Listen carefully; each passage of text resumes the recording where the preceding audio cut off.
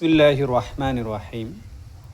হজরত আলী রাদিয়াল্লাহু আনহু হইতে বর্ণিত, তিনি বলেন, রাসূল সাল্লাল্লাহু আলাইহি ওয়াসাল্লাম বলেছেন, যে ব্যক্তি অল্প রিজেকে তৃপ্ত ও আল্লাহর ফয়সালায় সন্তুষ্ট হয়, আল্লাহ তার অল্প আমলেই সন্তুষ্ট হন।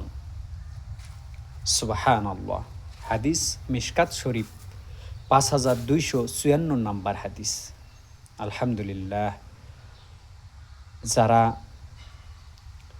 অল্প রেজেক মানে অল্প জিনিসেই সন্তুষ্ট হন, যে আল্লাহ আমার জন্য এটুকুই ফয়সালা করেছেন, তাদের অল্প আমলেই আল্লাহ সন্তুষ্ট হন।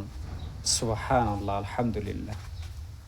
আল্লাহ পাক আমাদেরকে অল্পতেই সন্তুষ্ট হওয়ার তৌফিক দান করুক। অনেকে তো আছে খালি খাই খাই অবস্থা, একটা জিনিস পাইছে তো আর একটা জিনিসের বায়না ধরে, মানে আছে আরও লাগবে আরও লাগবে, এইভাবে একটা চাহিদা। আল্লাহ পাক আমাদেরকে তার ফয়সালায় সন্তুষ্ট থাকার তৌফিক দান করুক। আমিন।